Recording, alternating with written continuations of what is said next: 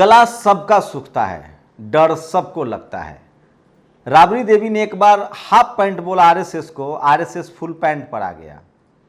सोचिए, आरएसएस कहती थी कि हमारा सरकार से कोई लेना देना नहीं है, हम राष्ट्रवादी संगठन है, एक ऐसा संगठन जिसका आज तक रजिस्ट्रेशन नहीं है, जो अपने आमदनी का, अपने चंदे का हिसाब नहीं देता है।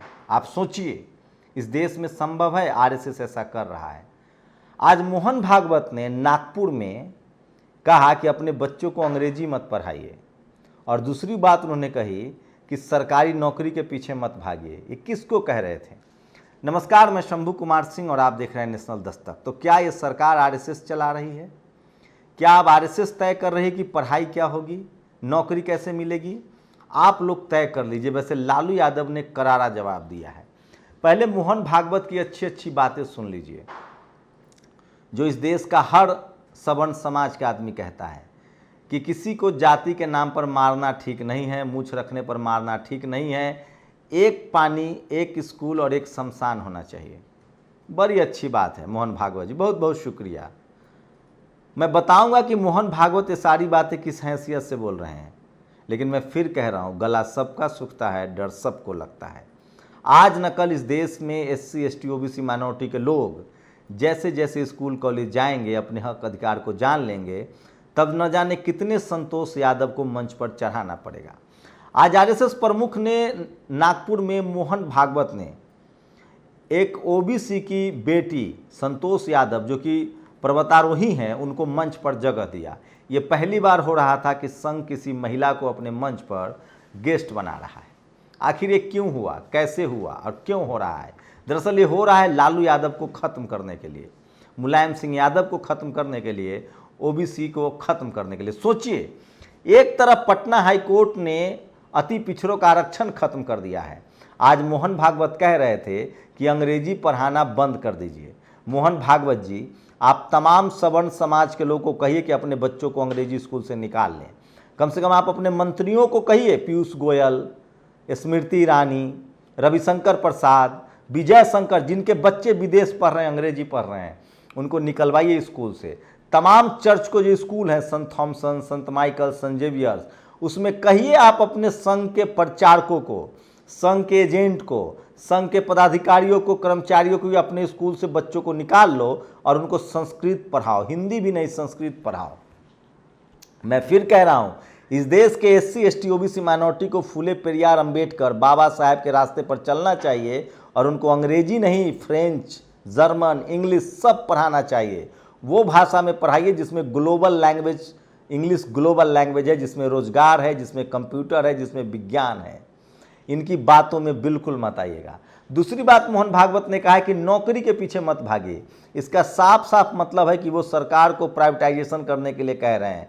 और नौकरी के पीछे मत भागिए, इसका मतलब है कि इस देश के 90% एससी, एसटी, ओबीसी माइनॉरिटी, जिसके पास न बिजनेस है, जिसके पास न जमीन है, जिसके पास न पुश्तैनी संपत्ति है, जो पढ़ाई लिखाई और एक अदद सरकारी नौकरी के सहारे था, उसके पेट पर लात मारा जा रहा है। अब ये तय करना है इस देश के एससी, एसटी, ओबीसी को कि तुम्हारा आरक्षण खत्म हो रहा है, सुप्रीम कोर्ट, हाई कोर्ट आरक्षण खत्म कर रहा है, वही सवर्ण गरीबों को 10% इकोनॉमिक वीकर सेक्शन का आरक्षण दिया जा रहा है।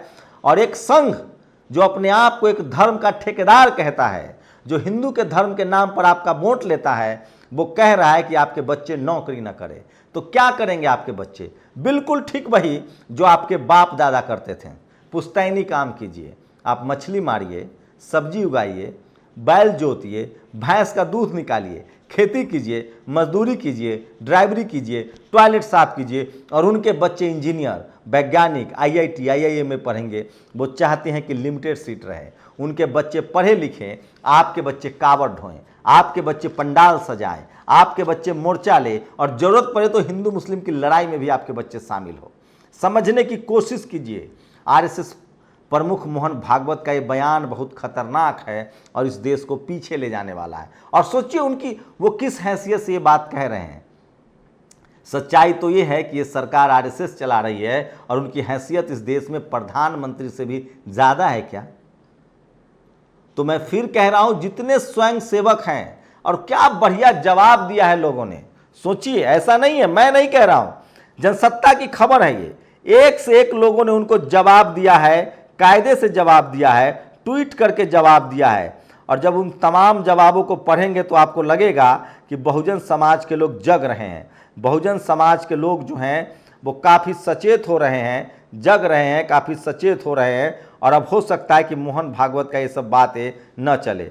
मैं आपको कुछ जवाब सुना रहा हूँ जो ट्विटर पर इस बात को लेकर मोहन भागवत को कुछ लोगों ने किस तरह का जवाब दिया है। जब आप वो सुनेंगे तो आपका मन खुश हो जाएगा। देखिए क्या लिखते हैं। लालू यादव ने लिखा है, आरएसएस की ठग विद्या से प्रशिक्षित एवं संघ की महाझूठी महाकपटी पाठशाला से निकले जुमलेबाज विद्यार्थी की सालाना 2 करोड़ नौकरी प्रतिवर्ष देने का वादा कर वोट बटोरते हैं।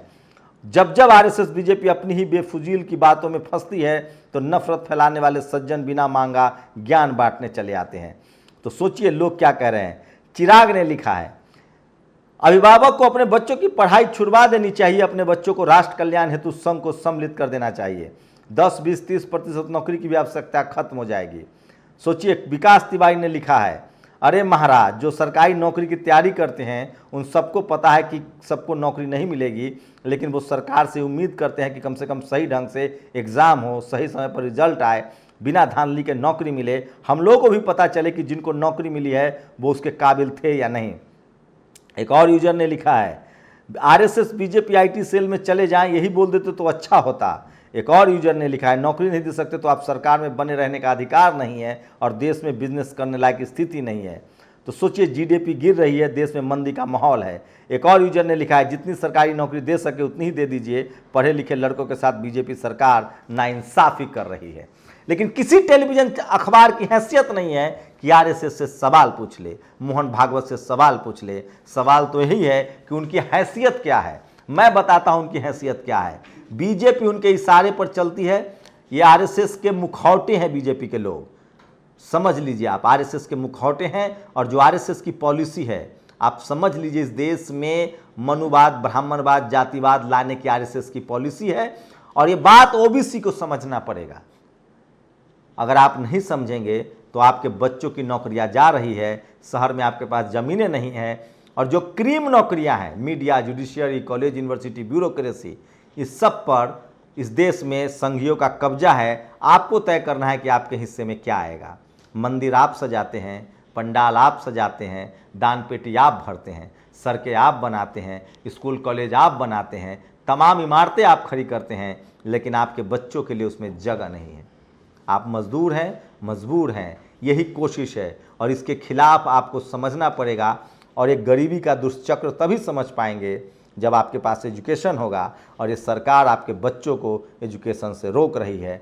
और आज तो मोहन भागवत ने साफ साफ कह दिया कि अपने बच्चों को इंग्लिश मत पढ़ाइए। इसका मतलब है कि आपको फिर से वो गरीबी, लाचारी और बेबस में धकेलना चाहते हैं।